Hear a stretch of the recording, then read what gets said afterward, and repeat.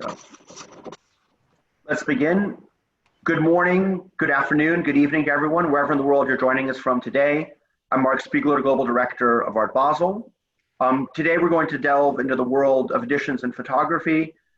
This is the last of 3 sector-specific panels that we've done. And I'm joined by Carolina Nitsch from New York and Thomas Zander from Cologne. Carolina has been our Art Basel sector expert for editions since the last few years. She started her own gallery in 2000 after a long experience working with others, has published over 200 editions with an international roster of artists with whom she's worked include Louise Bourgeois, Tracy Emin, Thomas Schutte, Bangachu Mutu, and Matt Mulligan. Thomas Zander is our expert for photography. He opened his gallery in Cologne in 1996. It presents not only photography, but also media art and conceptual art. Some of the artists with whom whose work he works with include Diane Arbus, Lee Friedlander, Gary Winograd, Louis Baltz, and Henry Wessel. Thomas actually has a gallery opening on Friday, so things are slowly coming back up to speed in Germany. A few housekeeping points before I hand you over to Thomas and Carolina. At the bottom of your screen, you'll see a Q&A button, which you can use to ask questions. We may come to those during the talk, but especially at the end, we'll come back to them. You can add, if you have comments, we'll read them after the talk, of course. And it's always great to get some engagement. So if you have questions, during the presentation or in general about the sectors, we look forward to those. Once again, we have simultaneous translation into Mandarin. You can go down at the bottom of the screen and choose your preferred language. And I'm looking forward. I'm going to go off stage now, so to speak, and leave you in the hands of Carolina and Thomas, but I will come back at the end. I'm looking forward to it. These sector panels have always been incredibly educational and informative, and I'm sure this one will be as well. Thank you, and I'll see you at the end of the talk.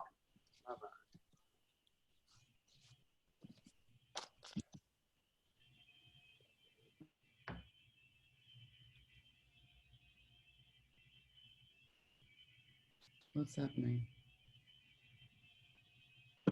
You can start. Oh, okay. Marc, thank you very much. Hi, Thomas and Cologne, and welcome and good morning, everyone from New York, where I am. It's early here. So this year we have 13 edition galleries that make up the edition sector at Art Basel, and they have been selected for the quality and importance and relevance of their projects, their overall program, and their specific Basel proposals. And to differentiate us from the gallery sector and other sectors, editions at Basel are essentially original artworks that are multiplied. So they are not reproductions of an existing work. The artist really especially conceives this work with a publisher and with the idea and intent to multiply, to produce it in a limited edition. And that can actually happen in any kind of medium, but the majority is in prints and sculptural editions. And within the sector, we have 3 types of edition galleries. First, a print shop, the print shops, and there you'll find the latest collaborations with artists that they have done that year or the year before. And it is a great way to discover new projects, but also to be able to acquire them at the starting price, because as an edition sells out, the price often increases. So when you have a great project by a great artist, that can happen rather quickly, especially in Basel. Then we have publishers, and they also collaborate with artists, but they work with many different print shops and fabricators. And they also often show earlier editions, historic materials. They publish catalog raisonnés. So you have a bit of a broader trajectory here among the publishers. And then lastly, you have the print dealer. And the print dealer does not publish, but they're specialized in handling important and rare master prints from the 20th and the 21st century in the secondary market. So in the sector, you'll find this wide range from historical material all the way to brand new projects. And with that also comes a range of price points. Most of the works here are priced between $10,000 and $75,000, but you do find quite a few also that are priced in the several hundred thousands. Still, that puts us quite below average prices at the overall fair. But therefore, we are also often considered to be a really good entry level into collecting important artists. And at the same time, we also provide the connoisseurship and the expertise that goes along with collecting prints. And every single one of the edition galleries in the sector is a member of the highly selective IFPDA, that's the International Fine Print Dealers Association, and that speaks for itself. So I'm going to show you 13 images, one from each gallery. And rather than going through gallery by gallery, I'm going to show them to you in segments, thematic segments, portfolios and works in series, a more conceptual approach to making editions, innovation and method, and then lastly, the unique print and unique variant print. So we'll start with portfolios. When an artist works in a print shop, and often they do that for a certain amount of time because they're there in residency, it provides an environment that is really conducive to the artist to work on several compositions at the same time. And so then these often result in a series or in a multi-part work that is essentially a portfolio. And there's a long tradition in that. I mean, think back to the 18th century Francisco Goya with his caprichos, which were almost 100 etchings. But the whole portfolio thing really got going in the 1960s with the pop art prints. Think of Andy Warhol sets, or minimal art, think of Donald Judd sets, and it continues to today. So the first portfolio we're looking at is by Roy Lichtenstein on view at Susan Sheehan Gallery from New York. Yeah, that's better. The Bold series from 1973 we see here is probably one of the most well-known, most recognizable portfolios of the pop era in America. And Lichtenstein often uses art historical references, in this case, Pablo Picasso's Bold series of lithograph. And in both sets, the subject of the cow, the bull, progresses from this figurative representation to abstraction. But Lichtenstein actually takes it further. He doesn't just take it to greater abstraction, he takes it to greater simplification. And that was really a key element of pop art. And here he also, he uses a complex combination of different media. You have screen print, linoleum cut, and litho, all in the same set. Sadly, many of these sets were split up and sold as singles over the years. So it is extremely special and wonderful to have the entire series available because most of the sets are today in museum collections. We're moving on to Europe. And this is the same time period, early 70s. And we're looking at Georg Baselitz, Trees, on view at Sabine Knust from Munich. And unlike the progression that we saw in the Lichtenstein portfolio, here we have an almost encyclopedic approach to the single motif of the tree. And Baselitz is really exploring all the possibilities of etching. Maybe you can go back to another single or to the group shot, yeah. And he even uses various plates, zinc plates, brass plates, copper plates, to arrive at these 36 compositions. Let's go back into the single, please. Just like he does in his paintings, he renders the motif of the tree upside down. And he does that to redirect the viewer to see the composition in see the abstract qualities rather than the representational ones. The last, more recent portfolio, is by Barthélémy Torgu, on view at Les Longues Editions from Paris. And this is an artist from Cameroon, and his work addresses questions of emigration and immigration, of freedom, of identity. And for this series, he engraved 18 wooden blocks with letters of stamps that he would find in his passport every time he crosses borders as a Cameroon citizen. So if you look up closely, you see a military zone Baghdad, waiting room JFK, and it's a nice play, the stamps and the wooden blocks that become stamps, and they're really stamped. And I just see actually in the bottom right where the signature is, he's also using his fingerprint, this little blue dot you see here, so as an additional kind of stamping on the sheet. I think this is a really interesting portfolio that evokes conflicts and limits and current turbulences in the world. And I'm now handing you over to Thomas because we have probably similar themes, portfolios, concept in the photography sector. And then we'll take turns. Thank you very much, Caroline and Marc, and hello everybody. So this year in Art Basel photography section features 6 leading galleries that specialized in classical and contemporary photography. At the fair, some other galleries also include photography and their presentation, but in this conversation, we focus only on these 6 specialized galleries of the photography section because we don't have that time. We cannot speak 2 hours. So Art Basel presentation of photography, it's different to all other photography fairs because it offers a rich context where photography is embedded in contemporary art so that the influence between all media become visible.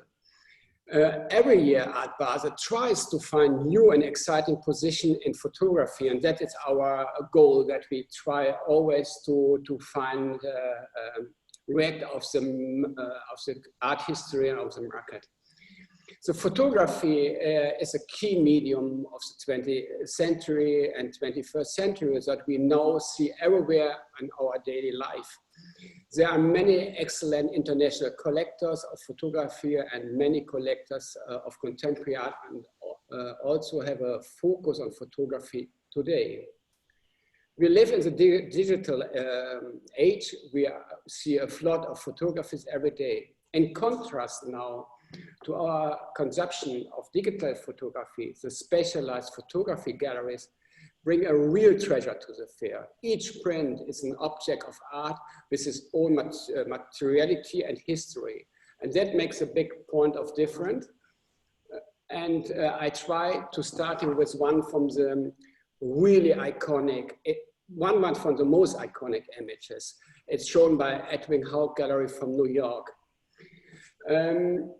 This picture is made in 1936 by Dorothea Lange, and showing a mother and her children in a camp of farm workers who lost their jobs during the Great Depression. The work is very rare and special in oversized exhibition print. We can't see it here on online, but the print is beautiful. It's a big size. It's a gift from the mother to the son, 1950s. It's a very meaningful, as it was not only her more significant work, but a large warm-toned exhibition print on Metzefer's paper, which clearly moved it to from documentary photography to an object that's fully realized her artistic ambitions. The prints before was quite smaller, was maybe 6 by 9 inches. Now we have a double size, and the warm tone and the beautiful handmade print, it's really gorgeous. I would say this is one really a masterpiece what Edwin had on the Art Basel Fair. Especially the MoMA mounted retrospective show of her works this year And it seems for me timely to look at her work again in the current political situation. Other famous photographers like Walker Evans, we know, Aaron Siskel, were also photographing the effect of the Great Depression. The documentary style of many of these photographs had a great influence of later generation of photographs. The composition here, what you see, looks like a representation of a Madonna with children. It looked for me like a middle-aged painting. But there, the mother is disappeared and the children are looking away from the camera. It looked like a kind of old master or early painting.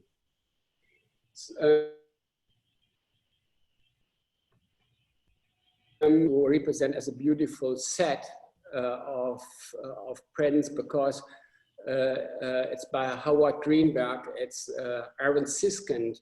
We see 9 prints. I can only say that there are 9 beautiful prints because I saw this in New York once, and it's difficult to get all this group together and these combinations.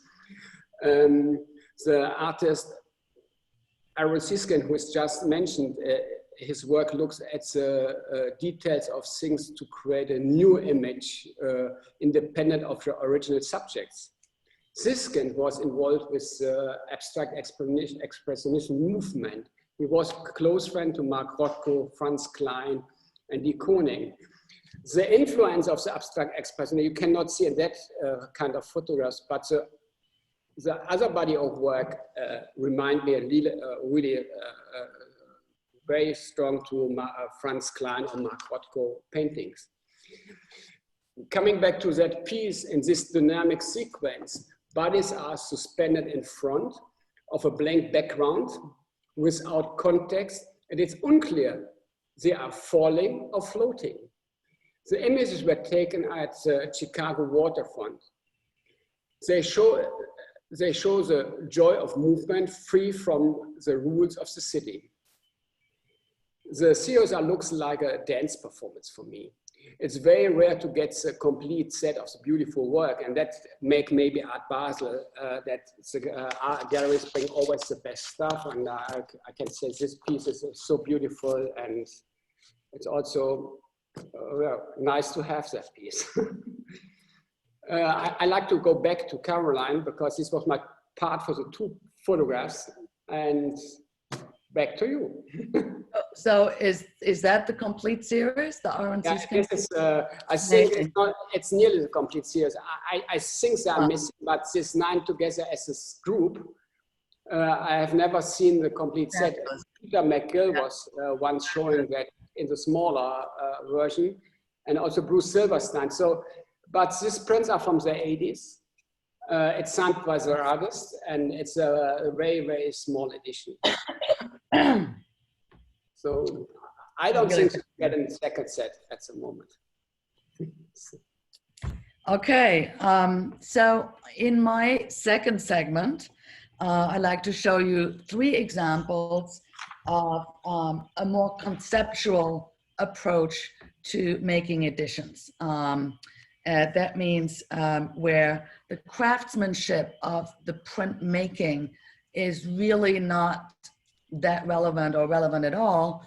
And it's really more about creating a certain content, conveying a certain content. And the first work we're looking at is pioneer of performance art, Caroline Schneemann, on view at Michel Didier from Belgium. Schneemann was one of the first female artists that to use her own body to animate the relationship between the lived performance and the viewer.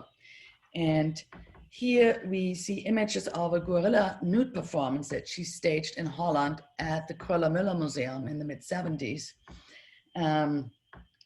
And if you think about it, so that the nude has been always a subject of the male gaze in paintings, hanging on the wall in museums. And here Schneemann literally takes the nude off the wall, reappropriates it, animates it. And the print, which is really it's a simple photo screen print in a large edition, but it it documents and it serves as the evidence of this rather subversive action or gesture. The next image,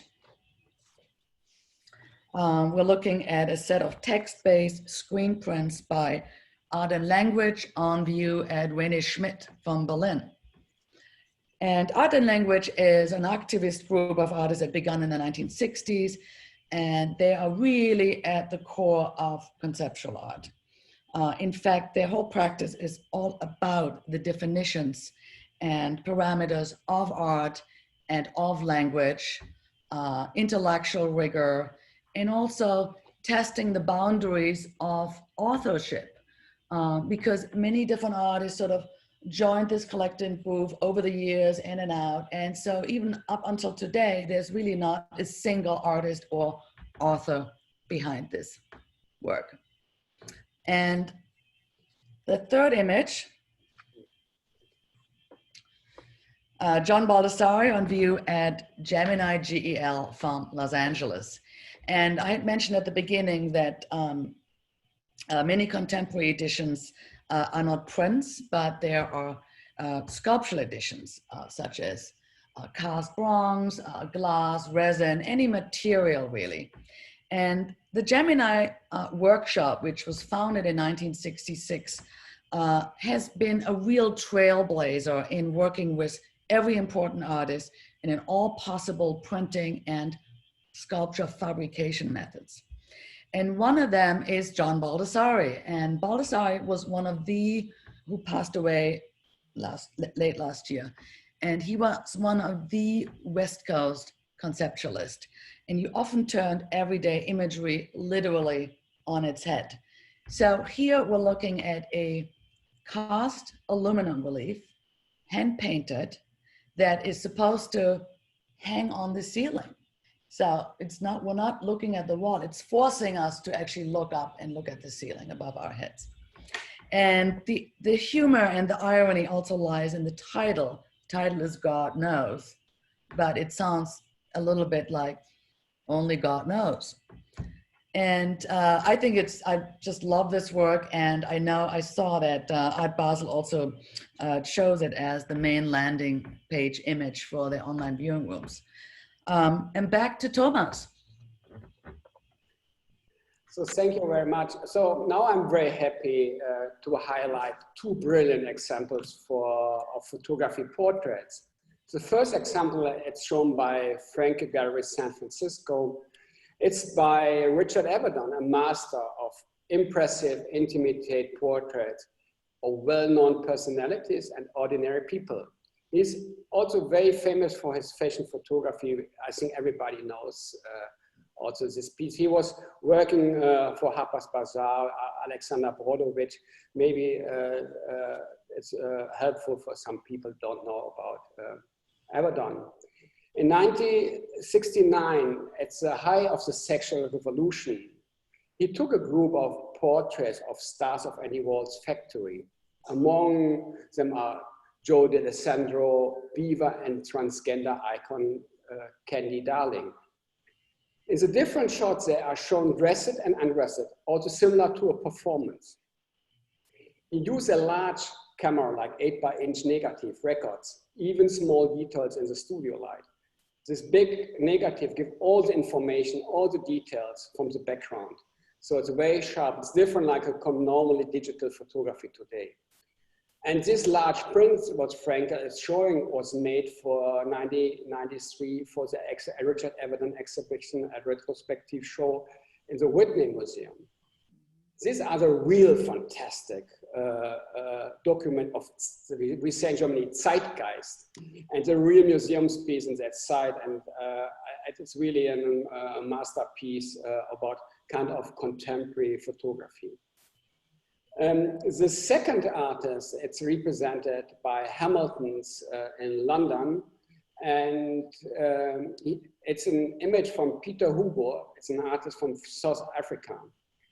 His famous series about Hyen Man is about a group of entertainers and medicine men in Nigeria.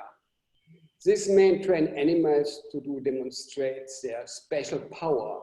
They want to impress the audience with their control over the wild animals. And after that, he sell the medicine after the show to their people.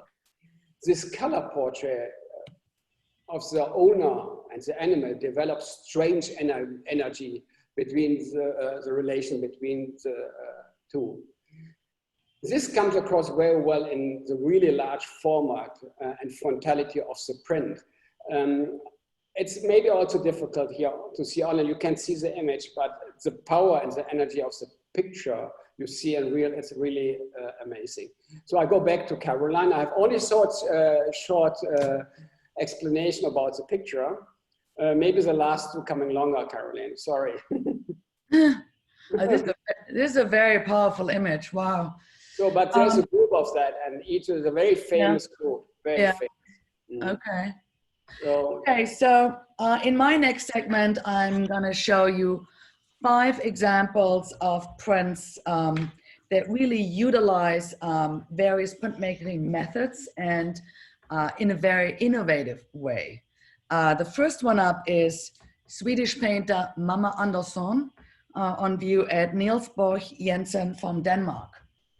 And Andersson's work features traditional Nordic and folk art references, and these prints are an unusual combination of 2 print mediums, woodblock and etching.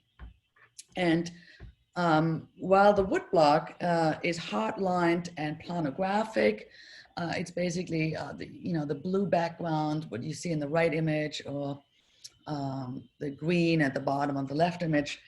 And then the etching is, and the aquatint is soft and ethereal. So they both sort of play together within this same composition to create this dreamlike quality. I think this is an exceptional example of the close collaboration between an artist and a master printer. The next example is German Christiane Baumgartner on view at Christea Roberts Gallery from London. And here we have an artist who really uses printmaking as her primary practice. And she creates these massive woodcuts. This one is 2 meters tall. And they're based on video stills. So you have this really interesting duality between the traditional woodcut medium executed in a very skilled way. Can we close up a little? Yeah, look at that. And of digital source image. This print is simply monumental, and I think it is a milestone in woodcut printing, but with a very contemporary aesthetic. Next one up is Frank Bowling on view at Paragon Press, also from London. And Bowling is a British painter who is interested in sort of a lyrical abstraction and with a color palette that references his native Guyana, South America. And he was the first Black British artist to be elected to become a member of the Royal Academy in London. And then last year he had a major painting retrospective at the Tate Britain at age 85. And in his paintings, he often pours paint out of the can directly onto the painting, onto the canvas. So to create this print and to create this effect of this pooling paint on the surface, he used a polymer gravure process layered with woodblock printing. I think it's a really, really beautiful print. And we're moving on to Argentinian Liliana Porter on view at Poligrapha from Barcelona. And here we have an example. We must zoom in, please, otherwise we don't see anything. Okay, that's good. Here we have an example of combining a printed and a sculptural element. It's a series of photo etchings, And then collaged onto the paper are these tiny, tiny figures, almost like ornaments. And so Porter constructs this theatrical vignette as an interaction between the figure and the abstract image. And the gaze of the figure can be followed and animated by the viewer. Next image, the last one, is South Korean artist Hegi Young on view at STPI from Singapore. STPI is one of today's most experimental workshops in terms of paper making and printmaking. And the artist Hegi Young often uses appropriate objects and materials to create these abstract narratives and patterns. And for this series, she actually collected cinnamon spices and used them to stain the paper. So what you see here is not ink, it's actually cinnamon powder. In other prints, she's used tea and she's used coffee, and she's also printed from sandpaper, rough sandpaper. So always providing this kind of sensory experience in her prints and her works on paper. So we see contemporary printmaking can be quite innovative. It is always an artistic process. It's always a collaborative effort rather than just a strictly mechanical one. And I'd like to now show you the two last examples where we address the idea of the unique print and the unique variant print. This is Louise Bourgeois at Carolina Nitsch from New York. That would be my gallery. And we actually did a solo booth in the viewing room of Louise Bourgeois prints and print-related works. This work is entitled Les Petites Sensations, the Small Sensations, and it is printed in dry point etching on cotton fabric. And what is even more special, can we please zoom in a bit? Yeah, thank you. What is even more special is that Bourgeois then added these small blue glass beads. They actually hand-sewn into the cotton. The female body for Louise, the female figure always embodies changing moods and desires. And so these glass beads are those sensations that create those emotions. And then for each of the 9 fabric prints, this is only an edition of 9, she placed the glass beads in different places.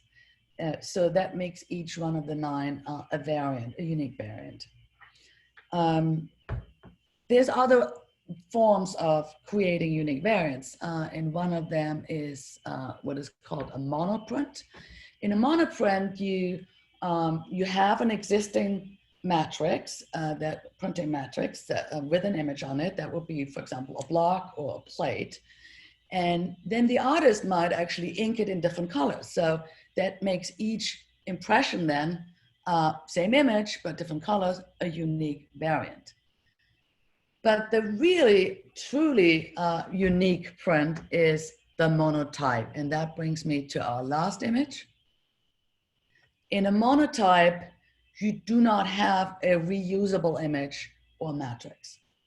We're looking here at Stanley Whitney on view at Two Palms Press, also from New York. And to achieve his monotypes, Stanley Whitney paints with watercolor and water-soluble crayon directly on a flat wooden surface. That's called a substrate, as opposed to a matrix, which already has an image. So it's really just a wooden board. And then when the image is finished, a large piece of thick watercolor paper gets placed on top, and then both of them get put under 400-ton hydraulic pressure. And that causes the pigment to transfer from the wood to the paper, and it also causes the paper to be embossed with the grain of the wood. And now the image is gone. It's no longer on the wood, it's on the paper, resulting in a really, truly impression. And then, you know, the artist might go back onto the wooden board and start on a new composition and create another unique print. So this was actually my last slide. I hope you enjoyed this mini survey of the edition sector. Back to Thomas. Thank you so much. It was very interesting, and I like very much the talk. So I come back now to my last two artists, and I reflect critical on the explanation of the landscape and resources today. And the first artist, it's represented by Bruce Silverstein, Mishka Henna. It's a young artist living in England. Like a number of young artists working today, for example, Trevor Packlin, Dan Holdsworth, his premise is that all places on the earth have been photographed already, and all of the accessible online. He makes use of the surveillance and satellite image and Google Earth. So he using picture already exists in the world and make his own artwork. This portfolio presents pump jacks across US from the vertical perspective of satellites. The use of colors and texture of the landscape shows the traces that the oil industry leaves all across the country. The series is also a homage to Bernard Newman's 18 Cantos. So remind me a little bit on your portfolios, Caroline. So it's a beautiful made. It's a pigment print because they are using this material from the net, and you have not analog, and then you make this stable paper with the pigments, and you can a little bit more better make a color management, and you can a little bit more sharper. So it's a really nice piece. I mean, I think there's a lot of you know, overlap between editions and photography when it gets when it's about image creation. I mean, we have in editions also photogravure, photolitho process, but we also have straightforward editions in editions. Yeah, it's a lot of similar things we discussed. So when we make portfolios like in photography, I'm really a big fan of analog handmaking prints. So, but sometimes you have no slice access on the digital files. So we have to find a very good way to printing. So we can learn a lot from you. So I come back. Are these prints, you know, for me, photography is always that it's either printed on a photo paper, which is this sort of thick, shiny, resin-coated paper, or it's on a fiber paper. And this prints here, I think made of Hahnemühle paper, cotton paper. Oh yeah, so it's a fiber paper. Yeah. So because there you have not this analog material, and this is more stable, you have more contrast. Right. It's more an art piece. It's leading from the photo section to the art section. So it's a bit different. It's more conceptual piece, I will say.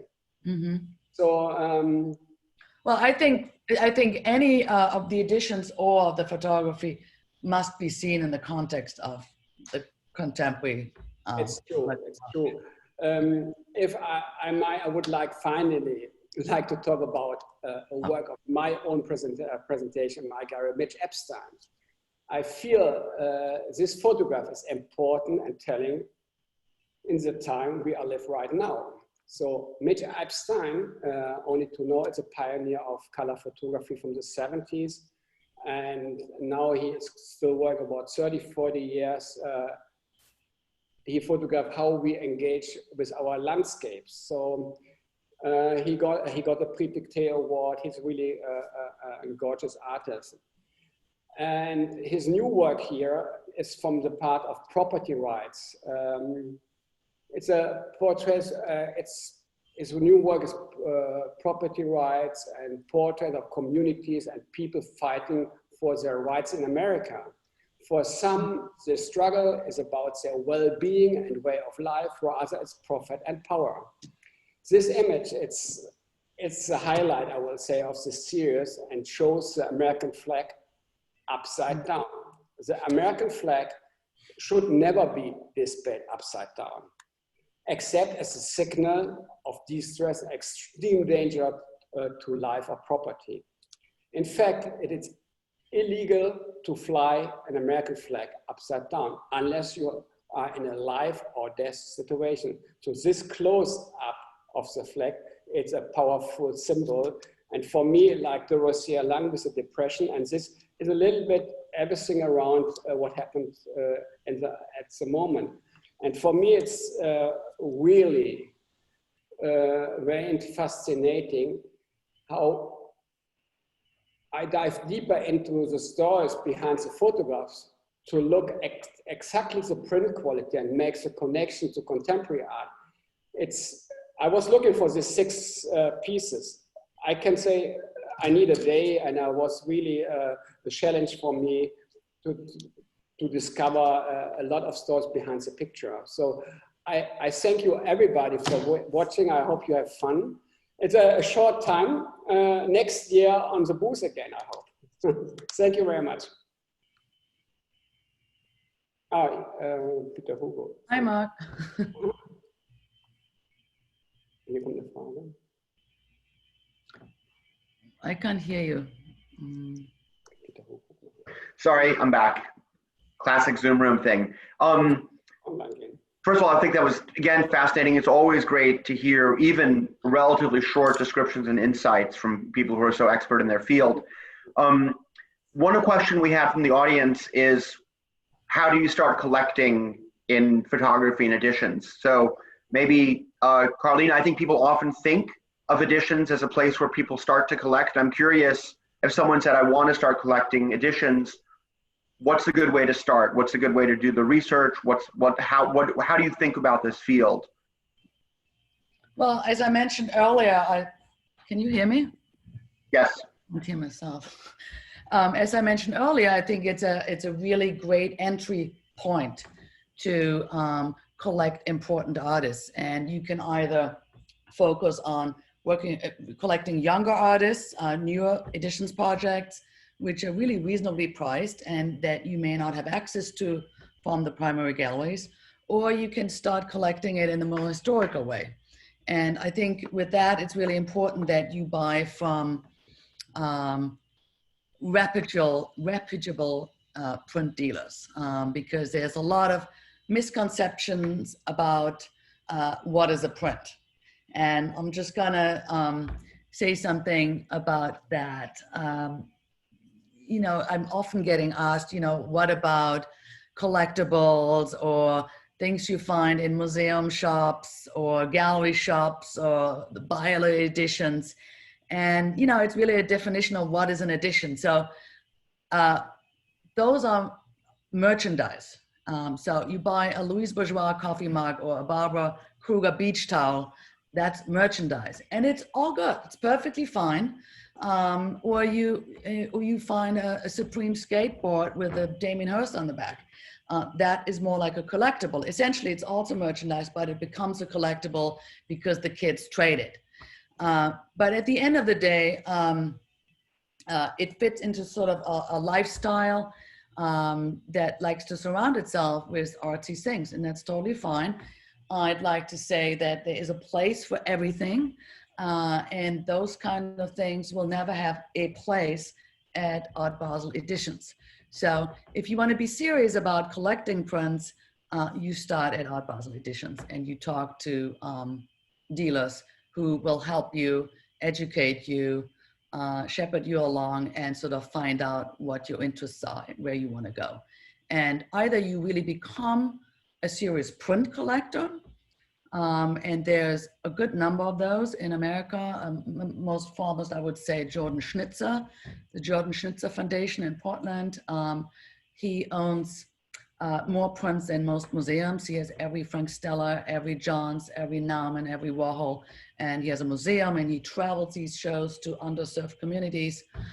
Really wonderful. Or you just really want to start surrounding yourself with works that you like, and you might also add drawings and then unique works to it.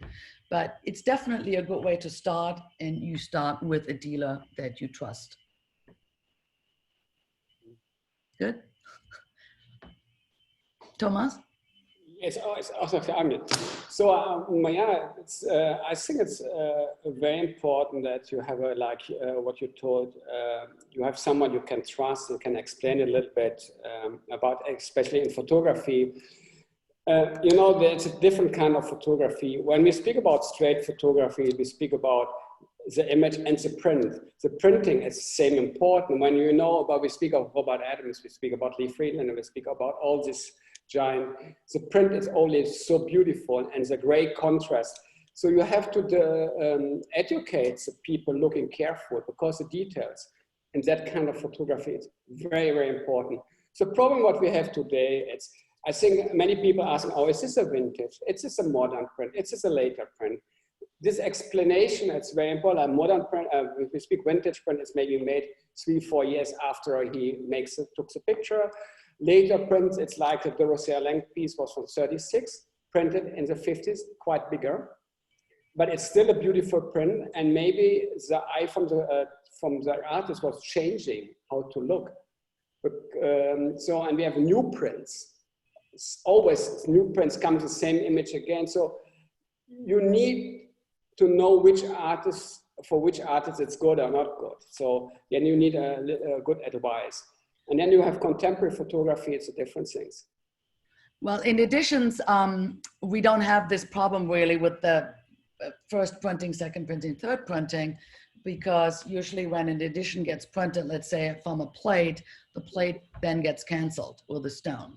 So if Jasper Johns made a print of a flag, edition of 50, 1080 artist proof, it cannot be reprinted later on, unless it's a reproduction, but that's not a fine art print. So we don't have that kind of issue. What we more are concerned with is condition and provenance. So especially with master prints from the 60s, because at the time they were published, they weren't really handled. I mean, you find Andy Warhol prints that just, you know, they were handled almost, you know, not like fine art prints. They were not, you know, preserved properly. So it's very important to, also with Liechtenstein, to know what is the provenance and have somebody who understands and has the expertise look at them. Like, for example, with Roy Liechtenstein, what often happens when they were not preserved properly, you see it in the colors. The yellow turns sort of a mustard color, and the red in Liechtenstein turns burgundy. Then you know it's shot, it's been acid burned, and there's really nothing you can do about it. So there still is value, but you just need to be aware of it. Yeah, only coming back quick. We have a similar things. For example, when you get a nice early print, it's mostly a different kind of paper, an aqua Rovira paper. So early paper, it's different. Like the new Ilford Chrome paper is less silver. In the grayscale, it's different. You have to learn to look. You have to see many pictures to see which one is the nice one, because photography can be so strong like a painting. So I put here Peter Huger piece to the Paul Tech. I will do next year a show with Peter Huger photography, was a friend from Paul Tech. This will be a very interesting exhibition. So, and the prints are so beautiful. So these are master prints. Today, in that time, you will find amazing, many beautiful prints for really no money. So still from the 80s, a Lee Friedlander print costs you $12,000 sometimes.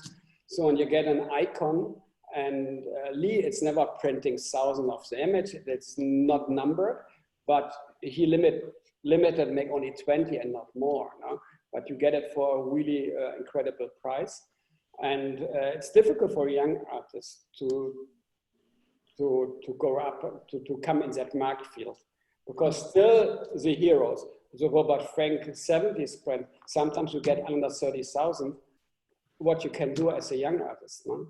So, yeah. But you can look around, and on Art Basel with 6 specialist gallery, you will find good pieces.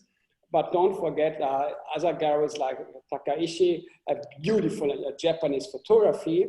And at the moment, you have Murakami photographs for $2,500 on old paper. These are kind of paintings that is beautiful. So it's a lot to discover. And we give advice to young people go around and they can always ask me what I'm thinking about that. So we have to teach the people. So you find a lot of photography also at the other galleries in Basel, right? Yeah. Yes, I look always careful, but to be honest, in Basel, everybody brings the best stuff he have. Yeah. So the Basel Fair is not to discover young artists, but to find the treasure of our photography. You will find definitely in Basel. Yeah. I noticed, you know, there's sometimes you find editions and prints also in the other galleries. I'm going to just give one example. I did this series of 36 printed panels with Louise Bourgeois many years ago. It was an edition of only 7 sets. One went to the Ludwig, one to the MoMA. And there's a gallery in Basel in the viewing rooms that actually had a set on resale. And I just read in Art News this sold it for $1.5 million. So that originated with me, and it's an edition. So, I mean, there's definitely value there. And I think at the end of the day, when you see greatness, you know it. Thomas, there was a question from the audience about whether there are any photographers who you feel are underestimated or misunderstood, you know, that sort of are right. You know, we see this all the time. For example, painters or sculptors who, for various reasons, were ignored, often because they were women or because they were people of color. But I mean, is there like a great photographer that people should be paying more attention to in your mind? That's sort of ripe for a comeback or revival, or even just a first discovery?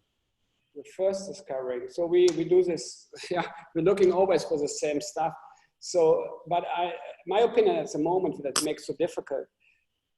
I come back like photographs from Peter Huger, a small edition, for example. It's really a master. It's no question. He's already in the art history completely.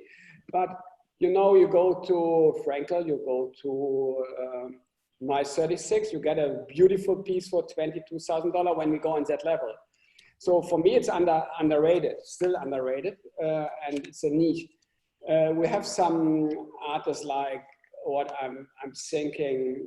We speak about real photography. People make only photography and not art pieces, because a lot of the artists make photography. Like Ed Rocher, he have a big part of photography. Gerhard Richter does this. Joe Good, so that you find some very important groups of photography. And we're looking around. I think like we're going back. We have like artists from the 60s and 70s, black and white pieces.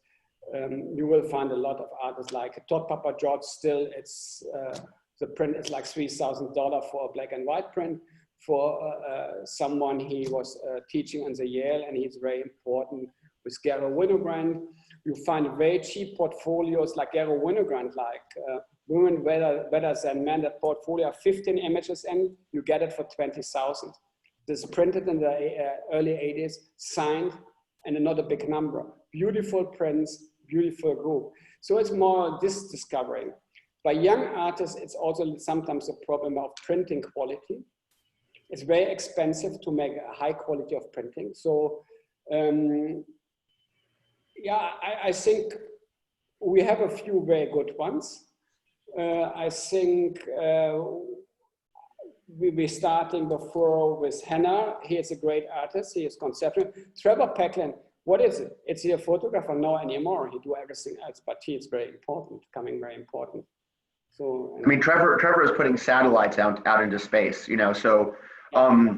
Yeah, Trevor, and it's actually interesting, and maybe I'll end with this last question for Carolina. There are a lot of artists who people think of as sculptors, you know, someone like Thomas Schutte, or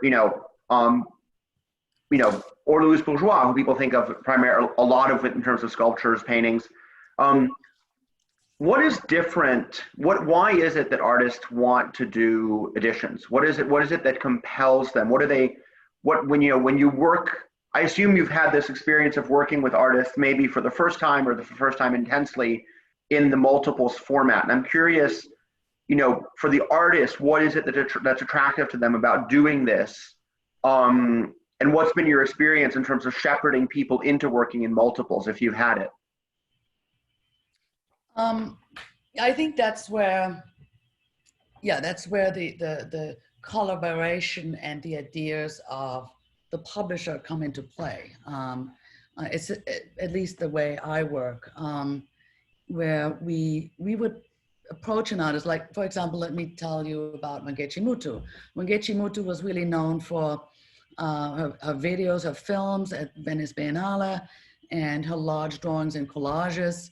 And she had done some prints already, I think with Pace. And I approached her about doing sculpture. And so took her to, because I'd seen she'd done this, this small chocolate mermaid for an opening at Victoria Miro. So I took her to the Modern Art Foundry, and we started working in bronze. So we've done 4 sculptural editions now, and that's something that she's now continues to do. So I think artists sometimes, maybe they get stuck also in their own world, and maybe they talk to their main gallery, but when a publisher comes in, it sort of sparks another idea to produce something else. And of course, with the print shop, it's a whole different setting, because the print shop basically is the fabricator. So the artist can go there and just sort of experiment, and you know, and it's very gratifying to see you put something down and it can be multiplied and it can be disseminated in the world. And, you know, it doesn't have to be $1 million, you know, and it finds its way into many museum collections, the print collections. And, you know, a lot of museums actually buy prints, especially also by the younger artists, because the prices have gone so quickly, so high. So especially they collect portfolios also. I've got lost a little bit now, but yeah, I think it's exciting for artists, because basically it all starts with the artist. It's all about them wanting to do it. Yeah. But I think what's interesting about both fields that we've been talking about today is that on the one hand, in judging a photograph and its quality, the technical side of it, the way in which it's been developed, the paper it's on, et cetera, is really important. And I think to be a photography collector, you have to rely on someone who can give you that expertise. And on the flip side, I think with a lot of multiples, what you see is what you get, but the process of getting there is maybe much more technical than an artist might work with in other ways. And there's a real partnership and collaboration. You know, I know this, having been to many publishing houses, that it's a very different thing than an easel with a canvas and some paint. It's a whole, you know, the artists often have to learn about technologies, about printmaking, you know, have to experiment, and you see all the things they've thrown away in order to get to where they've, you know, to what they produce. This is an endless topic, and I think, as you know, as Thomas said, you know, it'll be best to be standing in front of photographs and in front of multiples, you know, next year here in Basel, where I'm saying hello and goodbye from. So, any closing thoughts for our audience before we say goodbye? No. Buy prints, buy photographs, buy multiples in general. It's a great place. It's you know, what I will say is this: there's this kind of idea that photographs and multiples are sort of a lesser part of the market, and I don't think that's true. And I think the best, you know, if you judge artists' artworks by their prices, then you could say that. But the reality is that the artists themselves don't see this as a lesser part of they really see this as part of the whole practice, and part of the whole continuum. So, you know, I would say that it's often just as interesting to study, you know, the artworks in these sectors as it is to study the rest of the fair, and certainly in a way requires almost more education and research to really get it. So thank you, Thomas. Thank you, Carolina. Thank you for the people who came, and everybody have a good morning, afternoon, evening, wherever you may be. Goodbye. Goodbye.